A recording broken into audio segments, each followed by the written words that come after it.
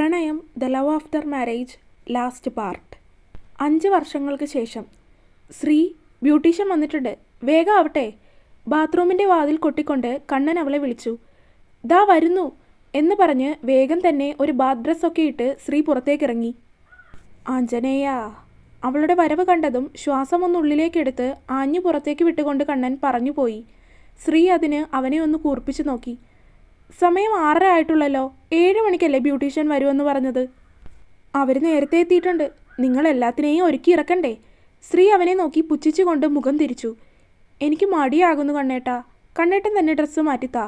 ശ്രീ മടിയോടെ പറഞ്ഞുകൊണ്ട് കട്ടിലിലേക്ക് ഇരുന്ന് കളഞ്ഞു. കണ്ണൻ അവളെ നോക്കി ഒന്ന് ചിരിച്ചുകൊണ്ട് അവൾക്കടുത്തേക്ക് വന്നിരുന്നു. കുഞ്ഞാ, ഈ അമ്മ എന്തൊക്കെയാ കാണിക്കുന്നതെന്ന് നീ കാണുന്നുണ്ടോ? അവൻ അവളുടെ വീർത്തുന്തിയ വയറിൽ ഒന്ന് കൈ ചേർത്ത് വെച്ചുകൊണ്ട് പറഞ്ഞു. കണ്ണൻ വയറിലൊന്ന് തൊട്ടപ്പോൾ തന്നെ വയറിൽ അനക്കമറിഞ്ഞു. കണ്ണൻ പുഞ്ചിരിയോടെ അവളെ ഒന്ന് മുഖമുയർത്തി നോക്കി. നോക്കണ്ട, രാവിലെ മുതൽ തുടങ്ങിയ ചവിട്ടാണ്. ഇന്നലെ രാത്രിയും ഉറങ്ങിയിട്ടില്ല, ആകെ ബഹളമായിരുന്നു. ശ്രീ ചിരിയോടെ പറഞ്ഞു. അങ്ങനെയാണെങ്കിൽ അവളും രാത്രി ഉറങ്ങിക്കാണില്ല എന്നവനറിയാം. തിരക്കൊക്കെ കാരണം 2-3 ദിവസമായി അവളുടെ കാര്യങ്ങളൊന്നും ശ്രദ്ധിക്കാൻ പറ്റുന്നില്ല എന്നൊരു തോന്നൽ അവനിലുണ്ട്. രാത്രി ഉറങ്ങാൻ കഴിഞ്ഞില്ല അല്ലേ? അവൻ അവളുടെ കവിളിൽ ഒന്ന് തലോടിക്കൊണ്ട് അരുമയായി ചോദിച്ചു. ഞാൻ എൻ്റെ വാവയുമായിട്ട് സംസാരിച്ചിരുന്നു. അവളുടെ പുഞ്ചിരിയോടെയുള്ള മറുപടി. കണ്ണൻ അവളുടെ മൂർധാവിലൊന്ന് ചുണ്ടമർത്തി.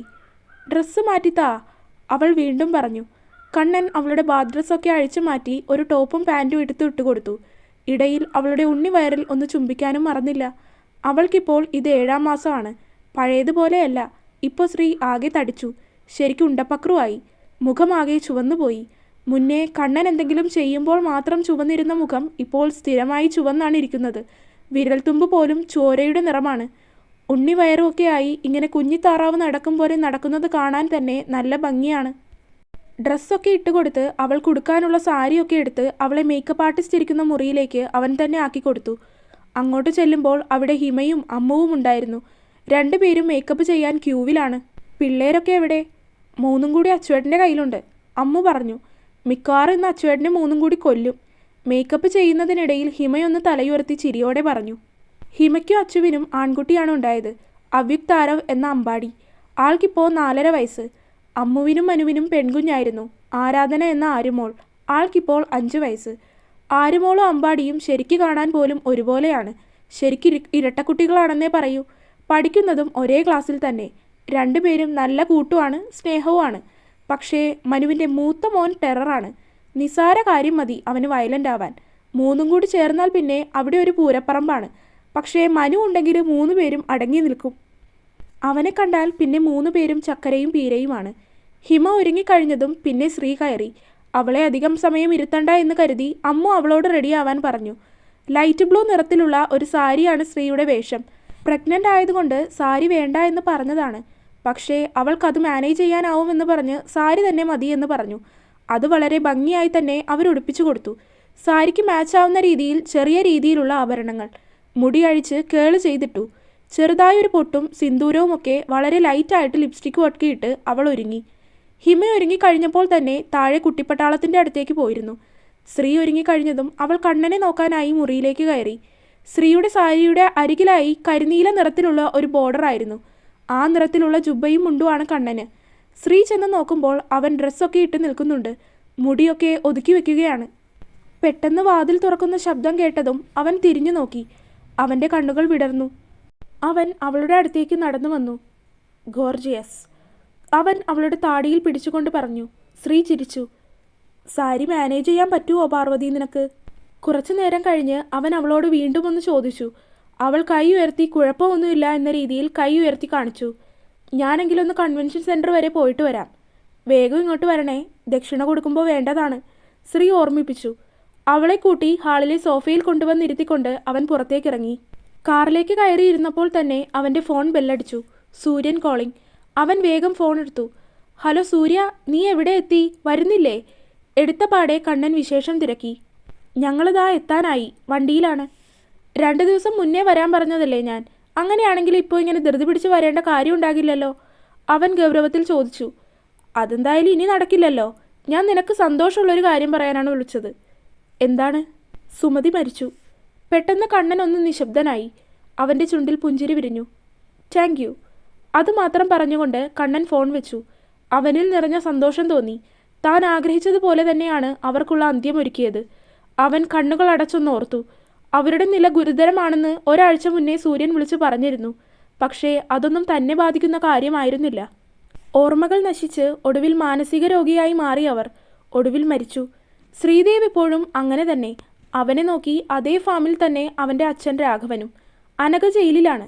പിന്നെ ഇവർക്കൊരു മകളുണ്ടായത് ഇത്രയും വർഷങ്ങളായിട്ടും അവരെ ഒന്ന് അന്വേഷിച്ചിട്ട് പോലുമില്ല എന്നുള്ളത് മാത്രമായിരുന്നു കണ്ണൻ അത്ഭുതമായി തോന്നിയത്.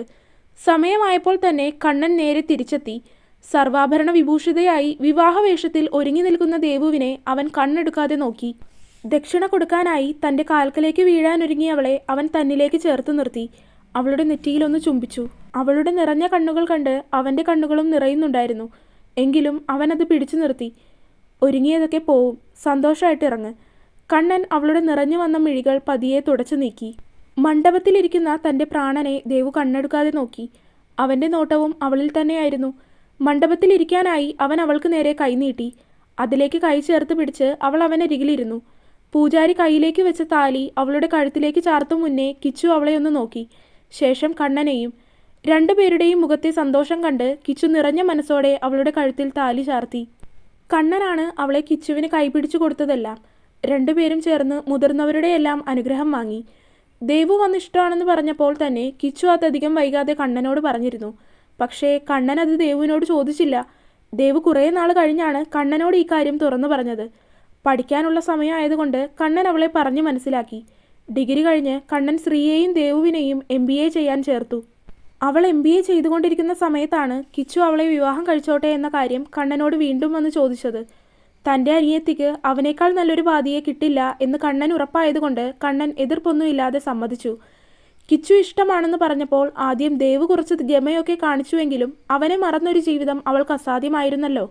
ഒരുപാട് കാത്തിരിപ്പിനൊടുവിൽ ദേവു അവളുടെ പ്രണയത്തെ സ്വന്തമാക്കി. ഫോട്ടോ എടുക്കുന്നതിനിടയിലാണ് ആദി വന്നത്. ഹോ, നിനക്ക് ഇപ്പോഴെങ്കിലും വരാൻ തോന്നിയല്ലോ, ദേവു കെറിവിച്ചു. ഇവള് കൂടെ വരാനുള്ളത് കൊണ്ടല്ലേ? സനയെ ചൂണ്ടി ആദി പറഞ്ഞു. അവർ രണ്ടും ഇപ്പോൾ പ്രണയത്തിൽ തന്നെയാണ്. ആദിയുടെ വീട്ടുകാർക്ക് ഈ കാര്യം അറിയാമെങ്കിലും സനയുടെ വീട്ടിൽ അറിയില്ല. എന്തെങ്കിലും അവരിതറിയുമ്പോൾ എന്തായാലും അതൊരു വൻ പ്രശ്നമാവുമെന്ന് രണ്ടുപേർക്കും അറിയാം. ആദിയുടെ ചേട്ടൻ മിലിറ്ററിയിലായതുകൊണ്ട് ഒരു സമാധാനമുണ്ട്. പിന്നെ കൂട്ടിന് കണ്ണനെയും ആദി പറഞ്ഞ് സെറ്റാക്കി വെച്ചിട്ടുണ്ട്. പരിപാടികൾക്കൊക്കെ അവസാനം ദേവു കിച്ചുവിൻ്റെ വീട്ടിലേക്ക് തിരിച്ചു.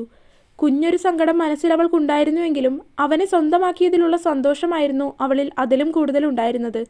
കിച്ചുവിൻ്റെ കൂടെ കാറിലിരിക്കുമ്പോൾ അവൻ അവളെ അവനിലേക്ക് ചേർത്ത് നിർത്തി. ഒരു പരീക്ഷണത്തിന് മുതിരണ്ട എന്ന് കരുതിയാണ് അവളെ മനഃപൂർവ്വം തൻ്റെ ജീവിതത്തിൽ നിന്ന് അകറ്റി മാറ്റിയത്. പക്ഷേ വിധി തനിക്കായിട്ട് കാത്തുവെച്ചത് അവളെയായിരുന്നു. അവൻ ഓർത്തു. അവളുടെ നെറ്റിയിലൊന്ന് ചുണ്ടമർത്തി. അവൾ മുഖമുയർത്തി അവനെ ഒന്ന് നോക്കി. അവൻ അവളെ നോക്കി കണ്ണ് ചിമ്മി കാണിച്ചു. വൈകുന്നേരം ചെറിയ രീതിയിലൊരു റിസപ്ഷൻ കൂടി ഉണ്ടായിരുന്നു. എല്ലാം കഴിഞ്ഞ് വന്നപ്പോഴേക്കും എല്ലാവരും നന്നേ ക്ഷീണിച്ചിരുന്നു. കണ്ണൻ വന്ന പാടെ കുളിച്ച് കട്ടിലിൽ വന്ന് കിടന്നതാണ്. ശ്രീ കുറച്ച് ഒതുക്കി വെക്കാനൊക്കെ ഉണ്ടായതുകൊണ്ട് അടുക്കളയിൽ അമ്മയുടെ കൂടെ കൂടി. അവിടെ നിൽക്കുമ്പോൾ ദേവു ഇല്ലാത്തതിൻ്റെ കുറവ് നന്നായി അറിയുന്നുണ്ടായിരുന്നു. വിഷമിച്ചു നിൽക്കുന്ന അമ്മയെ ശ്രീ സമാധാനിപ്പിച്ചു. അവൾ മുറിയിലേക്ക് വന്നു. അവൻ ഉറക്കമാണെങ്കിലോ എന്ന് കരുതി കട്ടിലിൽ കിടക്കുന്നവനെ ശല്യം ചെയ്യാതെ പോയി കുളിച്ച് ഡ്രസ്സൊക്കെ മാറി വന്നു. കണ്ണേട്ടാ. അവൻ അരികിലേക്ക് ചേർന്ന് കിടന്നപ്പോൾ തന്നെ അവൻ ഉറക്കമല്ല എന്നവൾക്ക് മനസ്സിലായി.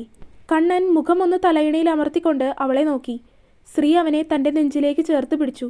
വിഷമിക്കല്ലേ. അവൻ്റെ തലയിലൂടെ തലോടിക്കൊണ്ട് അവൾ അവനെ ആശ്വസിപ്പിച്ചു. അവൾക്കറിയാം അവൻ്റെ മനസ്സ്. അച്ഛൻ മരിച്ചതിന് ശേഷം ഒരേട്ടൻ എന്നതിലുപരി ദേവുവിന് കണ്ണൻ ഒരച്ഛൻ തന്നെയാണ്. സ്നേഹം അധികം പ്രകടിപ്പിച്ചില്ല എങ്കിലും കണ്ണന് ദേവു എന്ന് പറഞ്ഞാൽ ജീവനാണ്. അവളുടെ കാലിൽ ഒരു മുള്ളു കൊണ്ടാൽ പോലും അവൻ്റെ ഉള്ളു പിടയും. കിച്ചു നല്ല കുട്ടിയല്ലേ, നമ്മുടെ ദേവൂട്ടി അവൻ പൊന്നുപോലെ നോക്കും, ശ്രീ അവനോട് പറഞ്ഞു വാത്സല്യത്തോടെ. അവളിൽ ഈയിടെയായി അമ്മയുടെ വാത്സല്യം ഒത്തിരി നിറഞ്ഞു വരുന്നത് കണ്ണന് മനസ്സിലാകുന്നുണ്ട്. ശരീരം കൊണ്ടും മനസ്സുകൊണ്ടും അവളിപ്പോൾ പൂർണ്ണമായും ഒരമ്മയാണ്. കണ്ണൻ അവളെ തന്നിലേക്ക് ചേർത്ത് പിടിച്ചു. ജീവിതം എത്ര സുന്ദരമാണ് അല്ലേ? കട്ടിലിൽ ഒന്ന് മലർന്നു കിടന്ന് അവളെ കയ്യിലേക്ക് കിടത്തിക്കൊണ്ടവൻ പറഞ്ഞു. ശ്രീ മുഖമുയർത്തി അവനെ ഒന്ന് നോക്കി. I love U. കണ്ണൻ അവളോട് സ്വകാര്യം പോലെ പറഞ്ഞു. I love you too. Sree അതിന് മറുപടി പറഞ്ഞ് അവൻ്റെ കവിളിൽ ഒന്ന് അമർത്തി ചുംബിച്ചു. അവളുടെ വയറിലൂടെ അവളെ ചേർത്ത് പിടിച്ച് അങ്ങനെ കിടക്കുമ്പോൾ ഇനി ഈ ലോകത്ത് തനിക്ക് നേടാനൊന്നുമില്ല എന്ന് തോന്നി കണ്ണന്. എല്ലാം സ്വന്തമാക്കിയതുപോലെ ശാന്തമായി ഒഴുകുന്ന പുഴ പോലെ അവരുടെ ജീവിതം. അവസാനിച്ചു. അപ്പോൾ നാളെ മുതൽ ഇനി കണ്ണനും ശ്രീയും ഒന്നും ഉണ്ടാവില്ല. നാളെ പ്രണയത്തിൻ്റെ പുതിയ പാർട്ടും ഉണ്ടാവില്ല. അപ്പോൾ ഈ സ്റ്റോറി കഴിയുവാണ്. ഐ നോ നിങ്ങൾക്ക് ചിലർക്കൊക്കെ ഈ സ്റ്റോറി ഇഷ്ടപ്പെട്ടിട്ടുണ്ടാവില്ല, ചിലർക്ക് ഇഷ്ടമായിട്ടുണ്ടാവും, ചിലവർ ലാഗാണെന്ന് പറഞ്ഞിട്ടുണ്ടായിരുന്നു, വാട്ടെവർ. പക്ഷേ സ്റ്റോറി നല്ല രീതിയിൽ കംപ്ലീറ്റ് ചെയ്യാൻ പറ്റി എന്നാണ് എൻ്റെ ഒരു വിശ്വാസം. നിങ്ങൾക്ക് സ്റ്റോറിനെ കുറിച്ചുള്ള അഭിപ്രായം എന്താണെന്ന് വെച്ച് കഴിഞ്ഞാൽ അത് കമൻറ്റ് ബോക്സിൽ അറിയിക്കാം. ഞാൻ എല്ലാ കമൻസും കാണാറുണ്ട്, പറ്റണതിനൊക്കെ റിപ്ലൈയും തരാറുണ്ട്. അപ്പോൾ ലാഗാണെന്ന് പറഞ്ഞവർക്ക് ഞാൻ റിപ്ലൈ കൊടുത്തിട്ടുണ്ട്. എനിക്ക് പറ്റണ പോലെ എഴുതാൻ പറ്റുള്ളൂ. എല്ലാവരെയും സാറ്റിസ്ഫൈ ചെയ്തിട്ടുള്ള രീതിയിൽ നമുക്കൊരു സ്റ്റോറി എഴുതാൻ പറ്റത്തില്ലല്ലോ. അപ്പോൾ ഞാൻ എൻ്റേതായ രീതിയിൽ എഴുതുന്ന സ്റ്റോറികളാണ്. അത് നിങ്ങൾക്ക് വേണമെങ്കിൽ അക്സെപ്റ്റ് ചെയ്യാം, ഇല്ലെങ്കിൽ നിങ്ങൾക്ക് അക്സെപ്റ്റ് ചെയ്യാതിരിക്കാം. എങ്കിലും നിങ്ങളുടെ അഭിപ്രായങ്ങൾ എന്താണെങ്കിലും അത് കമൻറ്റ് ബോക്സിൽ അറിയിക്കുക. പിന്നെ ഇപ്പോഴും ഒരുപാട് പേര് ചാനൽ സബ്സ്ക്രൈബ് ചെയ്യാണ്ട് നമ്മുടെ സ്റ്റോറി കണ്ടിട്ട് വെറുതെ പോണവരുണ്ട്. അപ്പോൾ അവരൊക്കെ ചാനൽ സബ്സ്ക്രൈബ് ചെയ്യുക. പുതിയ പാർട്ട് എന്തായാലും, പുതിയൊരു സ്റ്റോറി എന്തായാലും അടുത്ത ദിവസം തന്നെ തുടങ്ങുന്നതായിരിക്കും. നിങ്ങളുടെയൊക്കെ ഇഷ്ടം പോലെ ഒരു റൊമാൻറ്റിക് സ്റ്റോറിയാണ് തുടങ്ങാൻ ഉദ്ദേശിച്ചിരിക്കുന്നത്. അപ്പോൾ എന്തായാലും നാളെ മുതൽ പുതിയ സ്റ്റോറി പോസ്റ്റ് ചെയ്യാനാണ്. അപ്പോൾ പുതിയ സ്റ്റോറിയും എല്ലാവരും ഇതുപോലെ തന്നെ കേട്ട് ഈ രീതിയിൽ തന്നെ സപ്പോർട്ട് ചെയ്യുക. അപ്പോൾ അടുത്ത സ്റ്റോറിയായിട്ട്, പുതിയൊരു സ്റ്റോറിയായിട്ട് നാളെ വരാം. അപ്പോൾ ബൈ. അപ്പോൾ എന്തായാലും ചാനൽ സബ്സ്ക്രൈബ് ചെയ്യാത്തവർ സബ്സ്ക്രൈബ് ചെയ്യുക, വീഡിയോയിന് ലൈക്ക് ചെയ്യുക. നിങ്ങളുടെ അഭിപ്രായങ്ങൾ, ഈ സ്റ്റോറിനെ കുറിച്ചുള്ള നിങ്ങളുടെ അഭിപ്രായങ്ങൾ എന്താണെങ്കിലും അതെല്ലാവരും കമൻറ്റ് ബോക്സിൽ അറിയിക്കണം. ഒരു ഇമോജി ആയിട്ടാണെങ്കിലും കമൻറ്റ് ബോക്സിൽ അറിയിക്കാൻ ശ്രമിക്കണം. അപ്പോൾ ബൈ.